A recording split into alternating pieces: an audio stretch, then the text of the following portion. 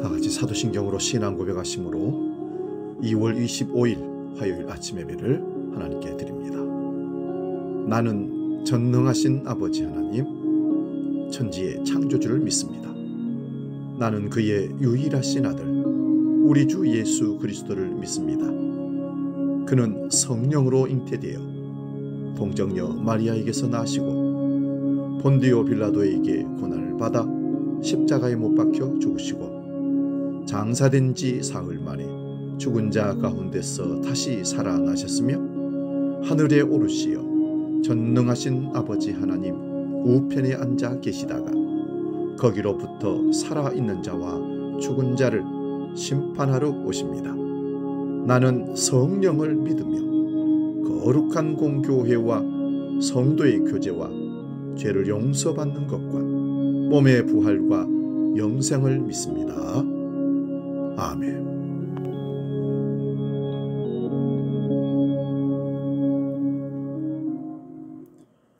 찬송가 491장 저 높은 곳을 향하여 함께 찬송합니다.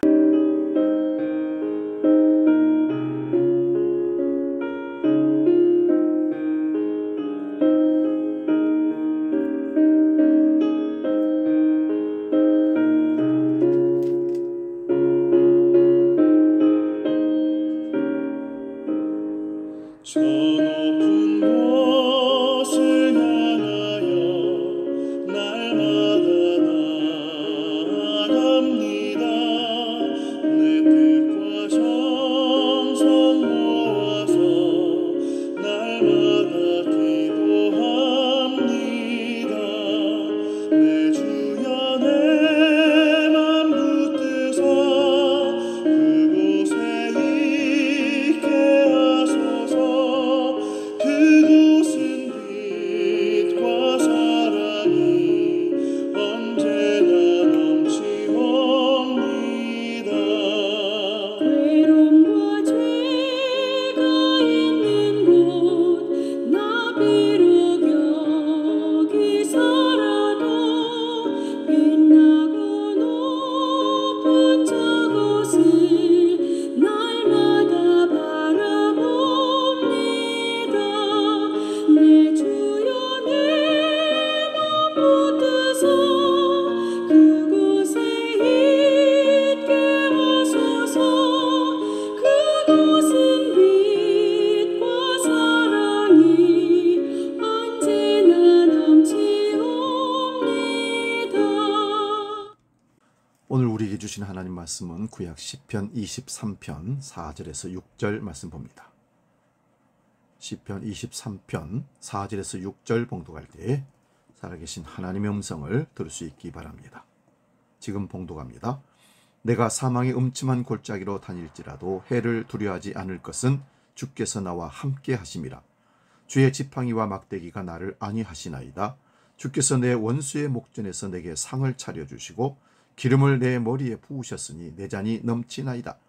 내 평생의 선하심과 인자하심이 반드시 나를 따르리니 내가 여호와의 집에 영원히 살리로다. 아멘. 봉독한 말씀으로 그 너머를 바라보는 삶, 이런 제목으로 말씀의 은혜를 나눕니다. 바울사도는 로마서 8장 18절에서 생각하건대 현재의 고난은 장차 우리에게 나타날 영광과 비교할 수 없도다라고 말씀합니다. 바쁘고 예측할 수 없는 일상이 계속되다 보면 우리는 크고 작은 고통과 시련을 마주하게 됩니다. 때로는 인간관계에서 오는 마음의 상처, 경제적인 부담, 건강 문제 등 각기 다른 형태의 어려움이 앞을 가로막기도 합니다. 이러한 상황 속에서 누군가는 왜 하필 나에게 이런 일이 일어날까 하고 고통을 호소하고, 또 누군가는 이 과정을 통해서 뭔가를 배울 수 있겠지 긍정적으로 헤쳐나가려고 애쓰기도 합니다. 바로 이 시점에서 사도 바울의 선교 사명을 생각해 봅니다. 여러 교회를 세우고 복음을 전하던 길 위에서 숱한 환난과 핍박을 직접 경험했습니다. 망설임 없이 목숨을 걸어야만 했고 감옥에 갇히기도 하였으며 주변 사람들의 오해와 적대감 속에서 살아야 했습니다. 그런데 그는 이런 고난의 시기를 지나면서 오히려 미래의 영광을 더욱 선명히 바라보았습니다.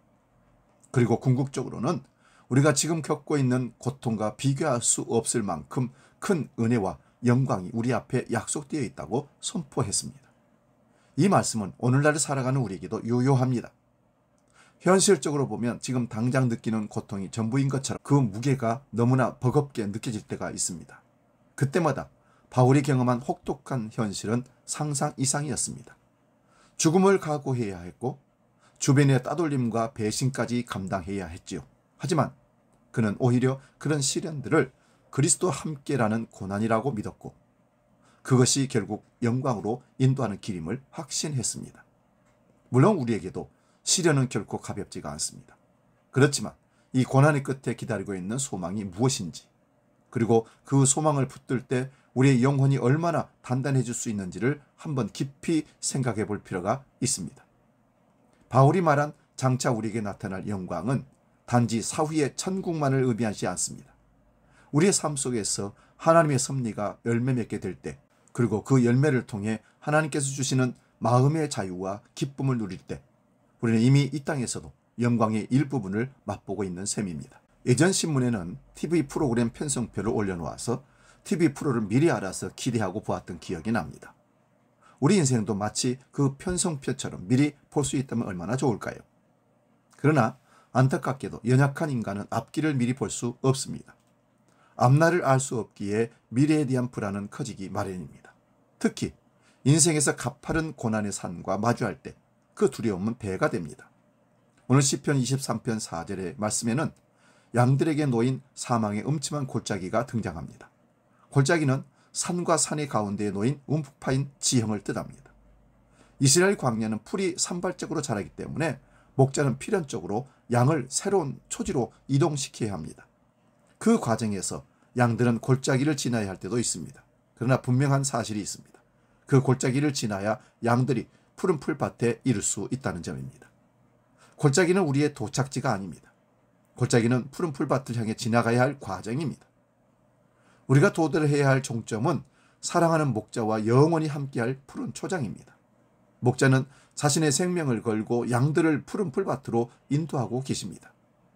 오늘 본문에서 하나님께서는 골짜기에서도 우리와 함께 하신다고 약속하십니다. 하나님께서 함께 하신다면 골짜기는 위험한 곳이 아닙니다. 푸른 초장으로 나아가기 위한 성장의 터전이 됩니다. 때로 우리는 인생을 단편적으로 바라봅니다. 음침한 골짜기의 슬픔에만 초점을 맞추고 그 뒤에 펼쳐질 푸른 초장의 아름다움은 전혀 보지 못합니다. 그러나 우리의 삶은 단순한 단면이 아닙니다. 인생은 입체입니다. 골짜기에서 영적 눈을 들어올리면 내 옆에서 나를 지키시는 하나님이 보이고 믿음의 눈으로 도달할 푸른 초장을 바라볼 수 있게 됩니다. 얼마 전 한 중소기업 대표님과 대화를 나눈 적이 있습니다. 그분은 사업에서 종종 사망의 음침한 골짜기를 만난다면서 이렇게 고백했습니다.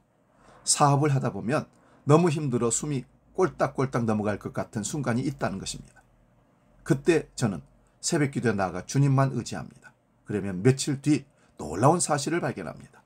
가장 힘든 그 순간이 바로 정상 턱 밑에 있다는 점입니다. 고난 뒤에는 성장이 기다리고 있습니다. 거센 폭풍 뒤에도 잔잔한 바다가 준비되어 있음을 잊지 마시기 바랍니다. 힘들고 어두운 골짜기에서 내 인생의 주인이신 하나님을 바라봅시다. 그때 우리는 그 너머를 바라볼 수 있게 될 것입니다. 오늘 본문은 우리에게 희망을 선포합니다. 6절 말씀 봅니다. 내 평생의 선하심과 인자하심이 반드시 나를 따르리니 내가 여호와의 집에 영원히 살리로다. 인생의 앞길이 보이지 않으십니까? 사망의 음침한 골짜기를 마주하고 계십니까? 다시 주님을 바라보시기 바랍니다. 그 너머를 바라볼 수 있기를 바랍니다. 예수께서 반드시 건지시는 지팡이로 우리를 인도하시고 푸른 초장으로 우리 삶을 이끄실 겁니다. 우리는 더욱 주님을 신뢰하며 힘차게 나아가는 삶이 되시기를 주의 이름으로 축복합니다. 찬양 여호와는 나의 목자, 함께 찬양하고 기도하고 마치겠습니다.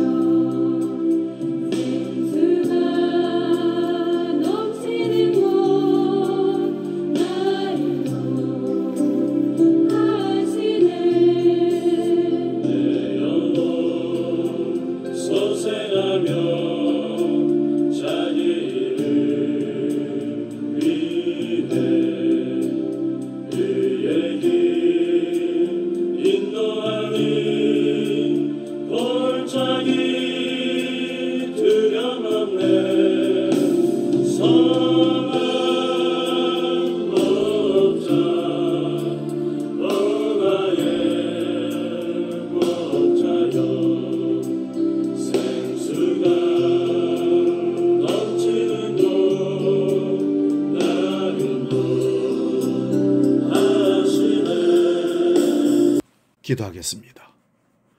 골짜기 그 너머를 바라볼 수 있는 믿음의 눈을 우리에게 주옵소서. 사망의 음침한 골짜기를 지나 반드시 푸른 초장과 맑은 시냇물이 우리를 기다리고 있다는 사실을 주님을 믿고 나아간다면 반드시 믿게 하시고 그 길을 사모하며 그 믿음으로 그 너머를 바라보는 삶을 우리에게 허락하여 주옵소서. 한치 앞을 내다볼 수 없는 깜깜한 이 세상을 살아갈 때 주님 손잡고 끝까지 달려가 반드시 푸른 초장과 실만한 물가를 만나 영원히 하나님의 집에 거하는 놀라운 축복을 우리도 누리게 하여 주옵소서. 이제 주기도로 기도합니다.